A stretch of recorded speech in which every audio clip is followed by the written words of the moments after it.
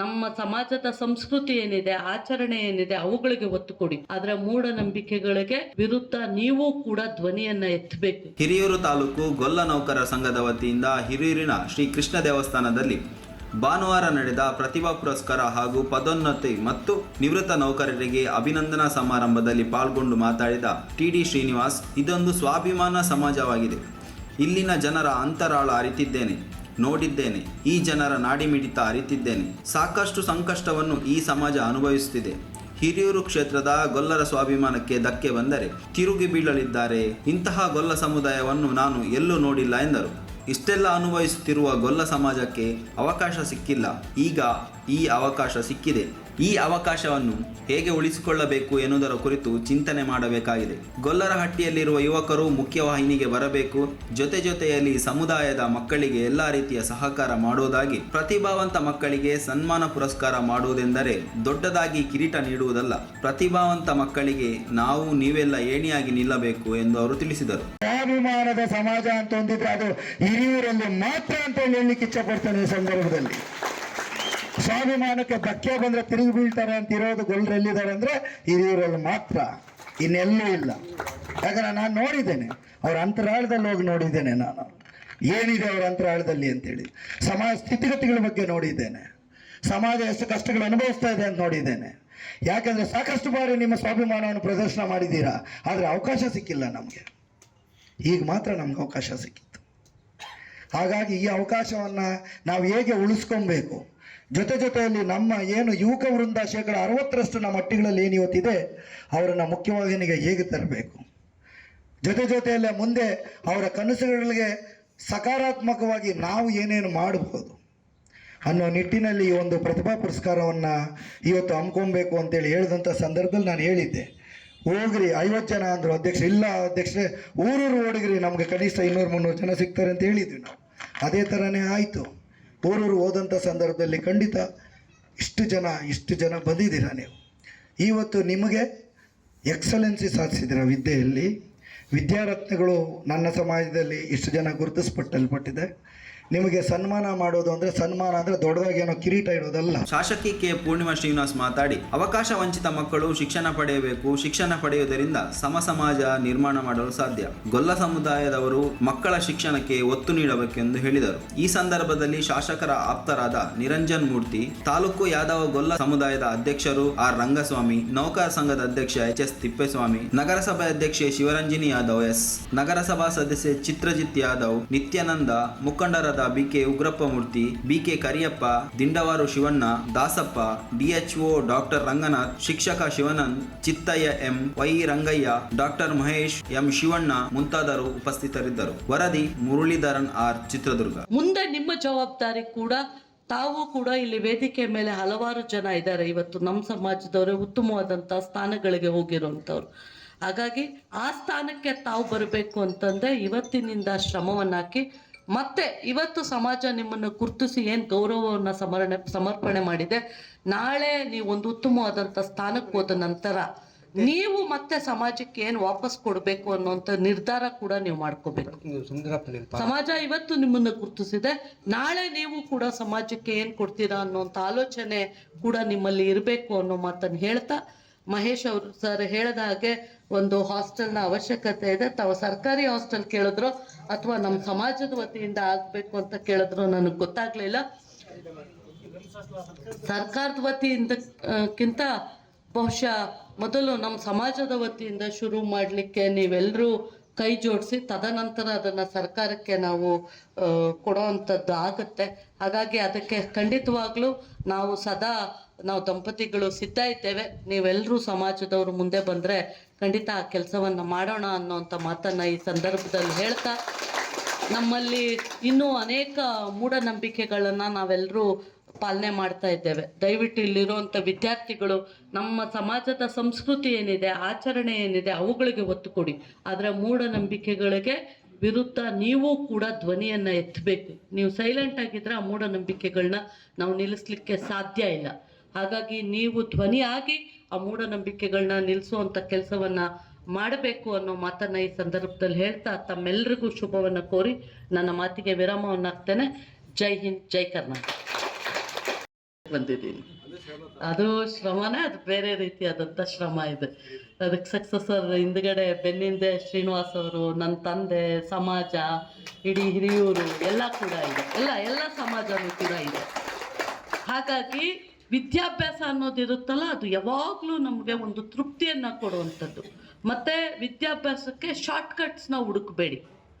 ನೀವು ನೋಡಿದ್ರಿ ಕಳೆದ 3-4 ತಿಂಗಳ ಹಿಂದೆ PSI ಹಗರಣ, ಬೇರೆ ಬೇರೆ ಹಗರಣಗಳು ಬರ್ತಾ ಇರುವಂಥದ್ದು. ಆದರೆ ಇದನ್ನು ನಾವು ರಾಜಕೀಯದವರು ರಾಜಕೀಯವಾಗಿ ಮಾತಾಡೋದು ಬೇರೆ, ತಾವು ವಿದ್ಯಾರ್ಥಿಗಳು ಇದರಲ್ಲಿ ಅರ್ಥ ಮಾಡ್ಕೋಬೇಕಾಗಿರೋವಂಥ ಅಂಶ ಏನು ಅಂತಂದರೆ, ಯಾವುದೇ ಶಾರ್ಟ್ಕಟ್ಸಿಂದ ನೀವು ಗೇನ್ ಮಾಡೋಕ್ಕೆ ಸಾಧ್ಯ ಇಲ್ಲ.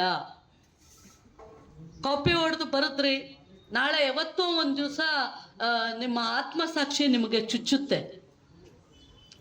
ನೀ ಪಾಸಾಗಿದೆಯಾ, ನೀನು ಇಂಥ ಸ್ಥಾನದಲ್ಲಿದೆಯಾ ಅಂತಂದರೆ, ಹೌದು ನಿಂಗೆ ಇಂಥವ್ರು ಯಾರೋ ಸಹಾಯ ಮಾಡಿದ್ರು, ನೀನು ಕಾಪಿ ಹೊಡೆದಿದ್ದೆ ಅಂತ ಹೇಳಿ ನಿಮ್ಮ ಆತ್ಮಸಾಕ್ಷಿ ನಿಮಗೆ ಚುಚ್ಚುತ್ತೆ. ಹಾಗಾಗಿ ನಿಮಗೆ ಜ್ಞಾಪಕ ಇರಲಿ, ಶಾರ್ಟ್ಕಟ್ಟಿಂದ ನೀವೇನೂ ಸಾಧನೆ ಮಾಡೋಕ್ಕಾಗಲ್ಲ.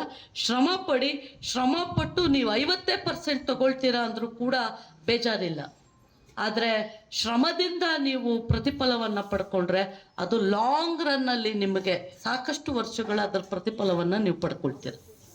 ಹಾಗಾಗಿ ವಿದ್ಯಾರ್ಥಿಗಳು ಇವತ್ತಿರೋ ಅಂಥ ಸೌಲಭ್ಯಗಳನ್ನು, ಇವತ್ತು ಈಗ ನಾನು ಮಾತಾಡುವಾಗ ಮುಂದೆ ಇರೋರಿಗೆ ಬೈದೆ, ಮೊಬೈಲನ್ನು ಪಕ್ಕಕ್ಕೆ ಇಡಿ ಅಂತೇಳಿ. ಇದೊಂದು ಚಾಳಿ. ಇವತ್ತು ಎಲ್ಲ ಮಕ್ಕಳ ಹತ್ರ ಮೊಬೈಲ್ ಇರುತ್ತೆ. ಅದು ಎಂಥ ಮೊಬೈಲು, ಆ್ಯಪಲ್ಲು, ಇಂಥ ಮೊಬೈಲ್, ಆ್ಯಂಡ್ರಾಯ್ಡ್ ಮೊಬೈಲ್ ಬೇಕು. ಸೋಷಿಯಲ್ ಮೀಡಿಯಾ ಅದನ್ನು ಒಳ್ಳೆಯದಕ್ಕೆ ಉಪಯೋಗಿಸ್ಕೊಳ್ಳಿ, ಕೆಟ್ಟದಕ್ಕಲ್ಲ. ಒಳ್ಳೆ ವಿಚಾರಗಳನ್ನ ಗೂಗಲ್ ಮಾಡಿ ನೋಡಿ, ತಿಳ್ಕೊಳ್ಳಿ. ಯಾರೋ ಗೊತ್ತಿಲ್ಲದೆ ಇರೋರನ್ನ ಪರಿಚಯ ಮಾಡಿಕೊಂಡು ಗಂಟೆಗಟ್ಟಲೆ ಮೊಬೈಲಲ್ಲಿ ನೋಡಿಕೊಂಡು, ದಾರಿಯಲ್ಲಿ ಹೋಗ್ತಾ ಕಿವಿಯಲ್ಲಿ ಹಾಕ್ಕೊಂಡಿರ್ತಾರೆ, ಮಾತಾಡ್ಕೊಂಡು ನಕ್ಕೊಂಡು ಹೋಗ್ತಿರ್ತಾರೆ, ಒಳ್ಳೆ ಹುಚ್ಚು ಥರ ಕಾಣ್ತಿರ್ತಾರೆ ಅವರು. ಬೇರೆಯವ್ರಿಗೆ ಗೊತ್ತಾಗಲ್ಲ, ಮೊಬೈಲಲ್ಲಿ ಫೋನ್ನ ಜೋಬಲ್ಲಿ ಇಟ್ಕೊಂಡಿರ್ತಾರೆ. ಅದು ನಿಮ್ಮ ಜೀವನವನ್ನು ರೂಪಿಸೋದಿಲ್ಲ. ಹಾಗಾಗಿ ಇವತ್ತಿರೋಂಥ ಟೆಕ್ನಾಲಜಿಯನ್ನು ನಿಮಗೆ ಒಳ್ಳೆಯದಕ್ಕೆ ಉಪಯೋಗಿಸ್ಕೊಳ್ಳಿ, ಕೆಟ್ಟದಕ್ಕಲ್ಲ.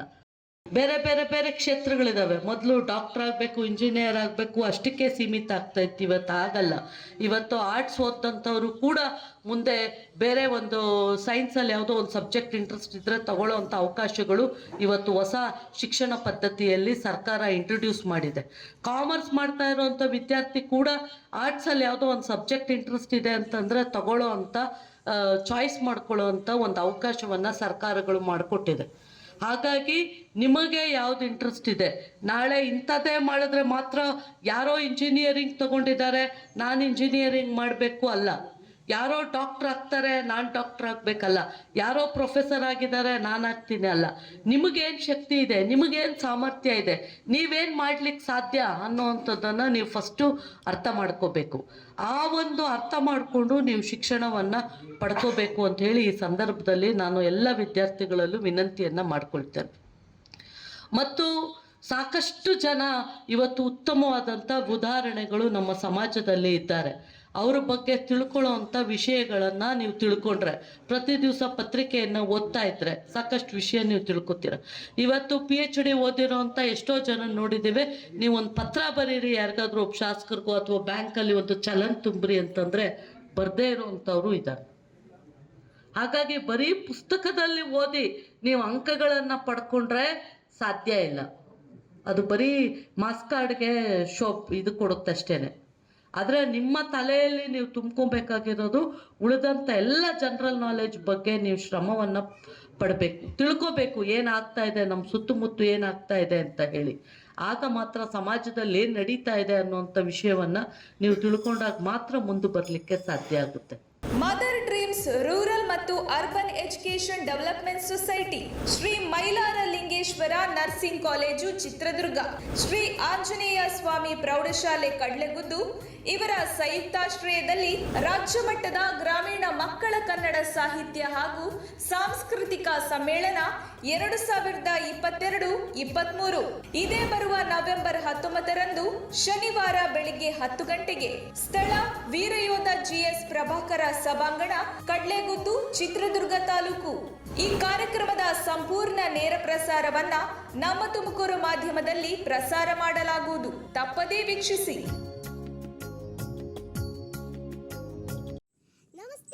ನಾನು ಪ್ರಣನ್ಯ ಜಿ ಕನ್ನಡ ವಾಹಿನಿಯ ಡ್ಯಾನ್ಸ್ ಕರ್ನಾಟಕ ಡ್ಯಾನ್ಸ್ ಸೀಸನ್ 6ರ ವಿಜೇತೆ.